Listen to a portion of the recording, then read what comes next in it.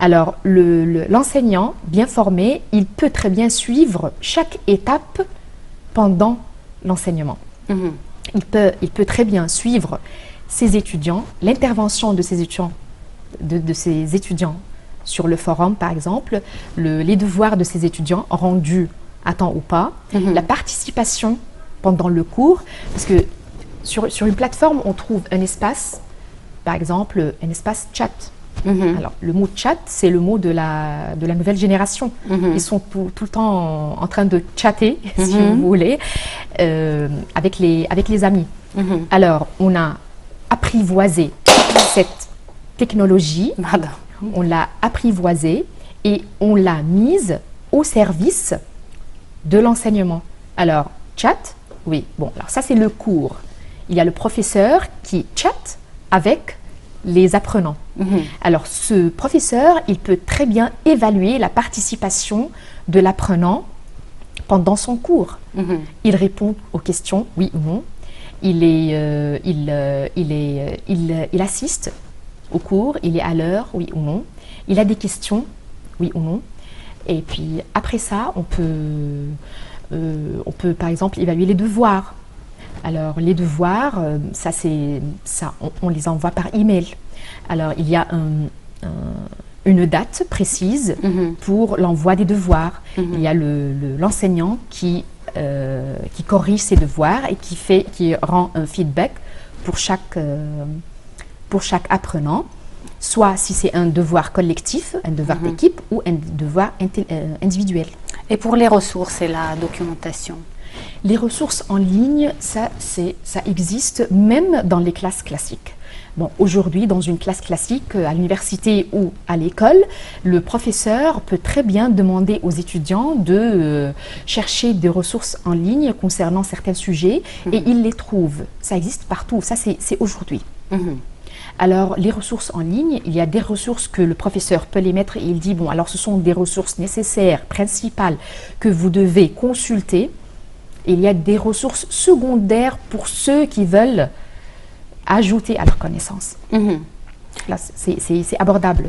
Et quelle est la place de l'enseignement à distance aujourd'hui? Est-ce qu'il envahit de plus en plus les universités et les écoles, ou bien c'est pas encore très envahissant? Bon, alors, ça dépend des pays, ça dépend de la culture. Mais bon, tout ce que je voulais dire, c'est que la nouveauté d'aujourd'hui, ce n'est que le suivi d'hier. Et ce qu'on inventera demain, ce sera le suivi et le complémentaire de ce qu'on vit aujourd'hui. Alors, si les responsables de l'éducation pensent à utiliser et à mettre au service la technologie, je suis sûre et certaine que l'enseignement en ligne aura vraiment une réussite brillante, parce que vraiment si on pense à ce qu'elle peut économiser et au développement des ressources humaines qu'on peut voir et qu'on peut trouver, si on utilise ce système d'apprentissage, on va vraiment comprendre que c'est un système à exploiter. Et quelles sont les qualités que doivent avoir l'apprenant et l'enseignant pour effectuer ce genre de formation? Bon, alors si on parle de l'apprenant, bon, on doit parler parallèlement, je crois. L'apprenant et l'enseignant, on doit parler parallèlement. Parce que l'apprenant, soit l'enseignant, ils ont, je ne veux pas dire peur, mais on a l'innovation est un processus créateur de désordre, d'inconfort. On est habitué à la classe classique, alors on a peur ou on s'inquiète de changer, d'aborder un nouveau sujet, d'aborder un nouveau système. Nous, on a l'habitude d'aller le matin à l'école, de faire nos cours et l'après-midi, on rentre chez nous. Pourquoi pas continuer comme ça? Alors, pour changer les habitudes et pour évoluer